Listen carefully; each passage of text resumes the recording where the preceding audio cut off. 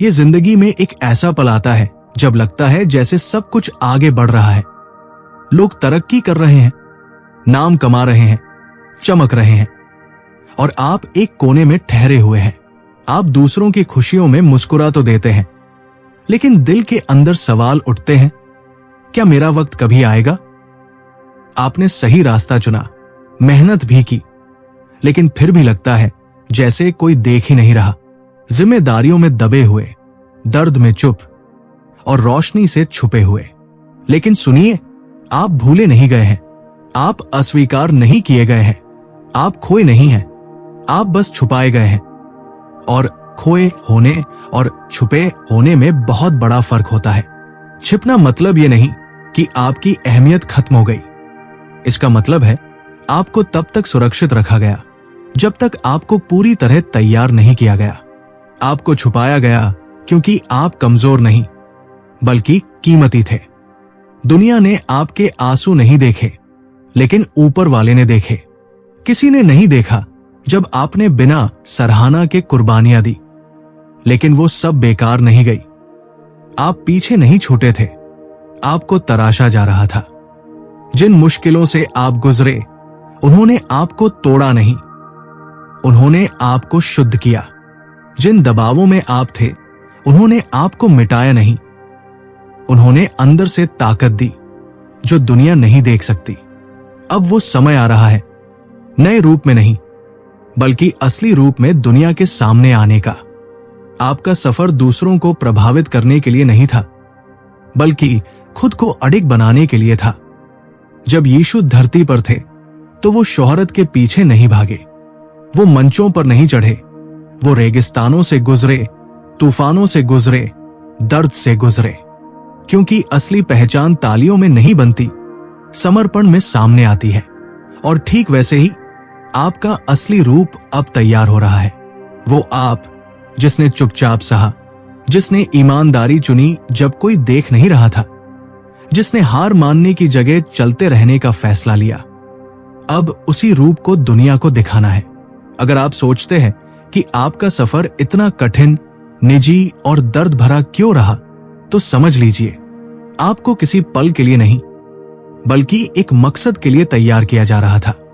दर्द या तो आपको तोड़ता है या बना देता है, और फर्क पड़ता है कि आपने दर्द में किस भावना से पुकारा। जब सब मुक्ति मांग रहे थे, आपने मकसद मांगा। जब आप तूफान में थे, आप चाहते थे समझना कि ये भीतर क्या आकार दे रहा है, और यही आत्मिक परिपक्वता की पहचान है। यीशु ने जब बाग में घुटनों पर प्रार्थना की और उन्हें पता था कि क्रूस का समय करीब है, तो उन्होंने ये नहीं कहा, इसे हटा दो। उन्होंने कहा, तेरी इच्छा पूरी हो। यही वो पुकार है जो आराम से ऊपर उठ चुकी होती है। और जब आपने अपने जीवन के बाग में ये चुना, क्यों मैं से हटकर किस लिए पूछा, तो आप गहराई में प्रवेश कर चुके थे। आपने सुविधा की जगह अर्थ चुना, और इसीलिए आप आज भी टिके हुए हैं। सच्चाई यही है कि असली बदलाव तब नहीं आता जब चीजें हमारे मन मुताबिक चले। असली बदलाव तब आता है जब हम विपरीत हालातों में भी हिम्मत दिखाते हैं। दुनिया परिणामों की सराहना करती है, लेकिन ऊपर वाला उस क्षण की प्रतिक्रिया देखता है जब सब अधूरा होता है। और आपने क्या किया? आप फिर भी उठते रहे। आपने इसलिए नहीं चला कि नतीजे दिख रहे थे, बल्कि इसलिए क्योंकि आपके अंदर एक आवाज थी, मैं हार मानने के लिए नहीं बना। यही समर्पण हर दिन आपको आज तक दौड़ में बनाए हुए है।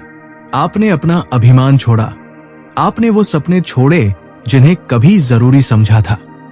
आपने उन रास्तों से इनकार किया जो आपको मशहूर बना सकते थे, लेकिन आपकी आत्मा को खोखला छोड़ जाते। और आपने जो कुछ छोड़ा, वो कमजोरी नहीं थी, वो असली ताकत थी। वो ताकत जो दिखावे की जगह गहराई चुनती है, तालियों की जगह सच्चाई। अब जरा साफ साफ सुनिए, जो कुछ आपने खोया वो आपकी पहचान नहीं था। जो भी गया वो इसलिए गया ताकि कुछ स्थायी आ सके। जो भी खाली हुआ वो इसलिए ताकि कुछ बड़ा, कुछ पवित्र उसमें भरा जा सके।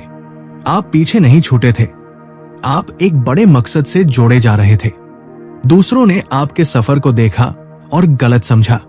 उन्होंने देरी देखी और नाकामी समझ ली। दरवाजे बंद हुए।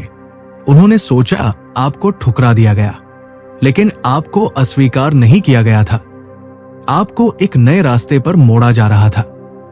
जो सफर आपने तय किया वो कभी बेमतलब नहीं था, वो पवित्र था। और अब जब आप आगे बढ़ रहे हैं तो सिर ऊंचा करके चलिए, घमंड में नहीं, जागरूकता में। आग ने आपको जलाया नहीं, मजबूत किया।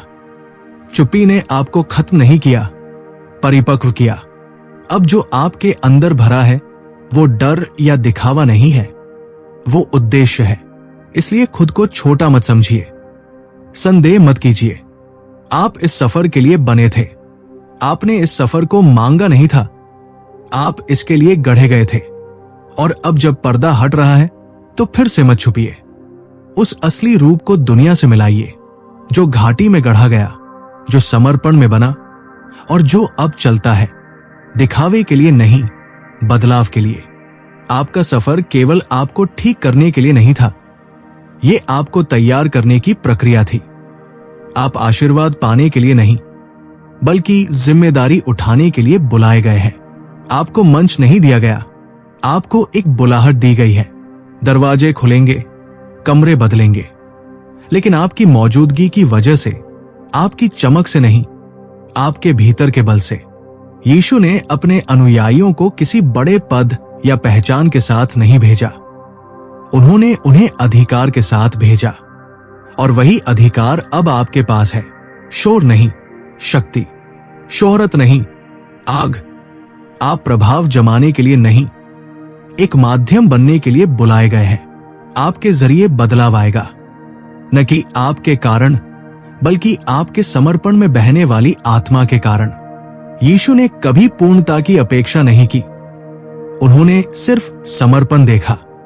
उन्होंने महान बनने वालों को नहीं बुलाया, बल्कि साधारण लोगों को बुलाया और उन्हें महान बनाया। और आज वही आप है, परिपूर्ण नहीं, लेकिन सच्चे। और अब क्योंकि आपने भरोसा किया, आपने समर्पण किया, अब आपको वहां भेजा जाएगा जहां बाकी डरते हैं। सुनिए, हर कोई आपकी बुलाहट को नहीं समझेगा। जो तालियां बजा रहे हैं, जरूरी नहीं कि वो सच्चे साथी हों। अपनी आत्मा की रक्षा कीजिए, अपने सर्कल को संभालिए। ये अगला अध्याय बहुत पवित्र है, इसे हल्के में लेने वालों से बचाइए। यीशु भीड़ से अलग होकर प्रार्थना करने जाते थे ताकि जुड़ाव बना रहे, क्योंकि ताकत अगर पवित्रता के बिना हो तो वो खतरनाक होती है। ये आपकी भी याद दिलाने वाली बात है। प्रभाव अगर संबंध से कट जाए तो सिर्फ प्रदर्शन रह जाता है। ताकत अगर परमेश्वर की उपस्थिति से अलग हो जाए तो अहंकार बन जाती है। इसलिए जुड़े रहिए, जमीन से जुड़े रहिए, गहराई में टिके रहिए, चाहे आपकी शाखाएं ऊपर फैल रही हों। अब जब आप एक नए दौर में प्रवेश कर रहे हैं, जहां आप पर कृपा है, जहां दरवाजे खुद ब खुद खुलते हैं, तो याद रखिए, ये आपके बारे में नहीं है, ये आपकी सफलता का अंत नहीं, बल्कि आपकी जिम्मेदारी की शुरुआत है। जो आप कर रहे हैं वो आने वाली पीढ़ियों के लिए रास्ता बना रहा है। अब आप किसी की प्रार्थना का जवाब बन रहे हैं। आप सिर्फ उठ नहीं रहे, आप आधार बन रहे हैं।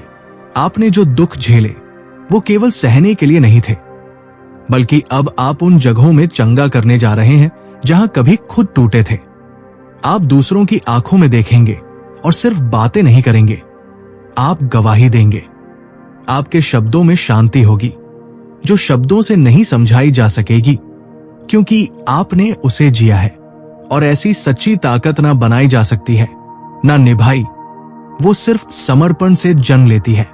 हो सकता है आप गलत समझे जाएं, हो सकता है आपका विरोध भी हो, लेकिन रुकिए मत। यीशु को भी उनके अपने समझ नहीं पाए। आप भीड़ में घुलने के लिए नहीं, अलग दिखने के लिए बुलाए गए हैं। अपनी नहीं, बल्कि उस उद्देश्य के लिए जो आपको सौंपा गया है। चलते रहिए, बोलते रहिए, प्यार करते रहिए, उस हिम्मत के साथ जो दुनिया को चौंका दे। आपने उसकी इच्छा मांगी थी और अब वो आपको चला रहा है। लेकिन समझ लीजिए, उसकी इच्छा आसान रास्ता नहीं है।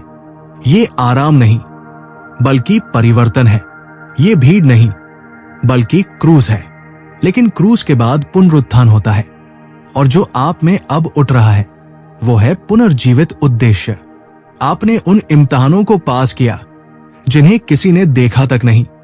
आपने उन मौसमों में भी विश्वास बनाए रखा जब कुछ समझ नहीं आ रहा था। आपने प्यार चुना जहां नफरत आसान थी।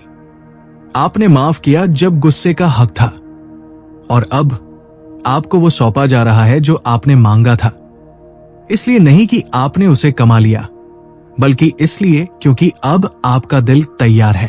तो उठिए, घमंड में नहीं, गर्व में नहीं, आत्मविश्वास में, ये जानकर कि आप चुने गए हैं, तैयार किए गए हैं, अभिषेक किए गए हैं। और जैसे जैसे आपकी पहुंच बढ़ेगी, आपकी जिम्मेदारी भी बढ़ेगी। जमीन से जुड़े रहिए, नम्र रहिए, स्रोत से जुड़े रहिए, क्योंकि आप दुनिया को प्रभावित करने नहीं, बदलने के लिए आए हैं।